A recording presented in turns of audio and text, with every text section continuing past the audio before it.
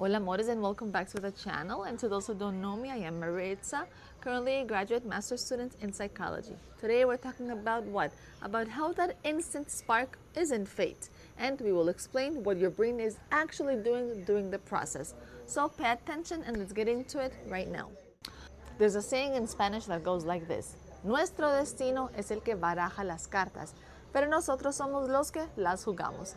And it means our destiny is the one who deals the cards, but we are the ones who play them. All right? So my loves, no one can deny those sparks because I know we have all felt them right here in our stomach, okay? Those sudden electric shocks when you meet somebody new. Yes, I mean that moment that all feels just like destiny, all right? Yes, I know it feels like the universe is finally giving you a big sign. And I do not want to be the negative Nancy here, but I'm going to have to be the one to tell you that this specific spark you feel is not fate, but rather it's a chemical cocktail. Because what's happening at this moment is that your brain has essentially just become a high-speed supercomputer, effectively running millions of calculations of all this data into fractions of seconds, all in your mind. So first, let's talk about something called the snip test, which is a big part of our major histocompatibility genes. And here it is. You need to know that before you even exchange names with somebody, it is your nose doing the heavy lifting. Science tells us that us humans have something called MHC, which stands for Major Histocompatibility Complex Genes. And evolutionary biology suggests that we are attracted to people with MHC genes that are very different from our own.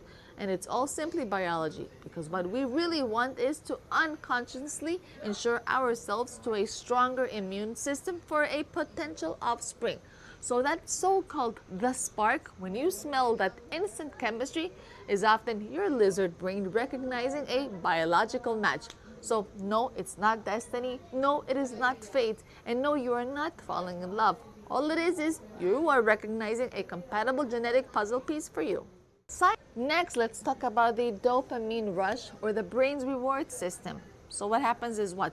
Is that when that biological match is confirmed, the ventral tegmental area, or the VTA, which is a crucial midbrain region involved in the brain's reward system that regulates our motivation, our emotion, all in our brain, begins to fire up.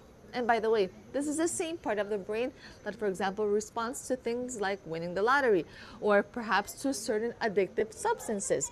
So it's the spark that what actually begins to flood your system with dopamine, which is the craving chemical. And this is why you actually cannot stop thinking about that person after you had one conversation with them, because your brain has labeled this person as high value reward, and it's now driving you to seek a lot more of it. And now let's talk about the mirror neuron connections. And here I will explain to you the following thing. Have you perhaps ever met somebody and you maybe felt like you've known them all your life, like forever? Well, that's likely our mirror neurons fully at work. Science tells us what?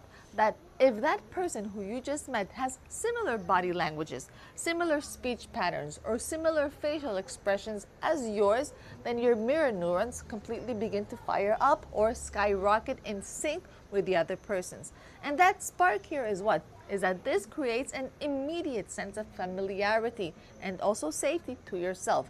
So what your brains actually do is that your brain misinterprets this rapid rapport to being like, oh, a soulmate connection, when it's actually just your brain's way of enjoying its own reflection of yourself. And last, my loves, let's mention the danger of the spark, or the anxious attachment, because here is the psychological warning. Sometimes that spark is not attraction, it's actually anxiety. And the twist here is that, for example, if you have an anxious attachment style, you might mistake that butterfly feeling of uncertainty perhaps for a romantic spark. And what can be done is that that feeling of spark right here is simply your nervous system that is actually on high alert, because that other person who you think is a spark is actually someone who maybe feels a little bit of unpredictable. So my friends, the lesson here is what? Is that just because it's an intense feeling does not mean it's a healthy feeling. No, sometimes a slow burn is a sign of more stable foundations than an instant explosion. Therefore, please keep in mind that the spark is not the finish line. It is just the starting gun. And no, I do not want to be the one to burst all your bubble. And you understanding this science is not going to make that feeling less beautiful, but rather it's all just going to make you master your emotions a lot more. And with this, we have reached the end of today's video, but I invite all of you to connect with me through Instagram. Go and check out my other music relaxing channel here on YouTube, and go and see the channel's membership just in case you find it useful. Oh, and go and check out the matchmakingcupid.com just in case you may need one of our services. Once again, I am Maritza, and know that I will try my best to continue always keep bringing you ways on how to create a better bond with yourself and a more meaningful relationship with all those around you. Mwah. Till next time, ciao, ciao, my loves. Ciao, ciao, my amores.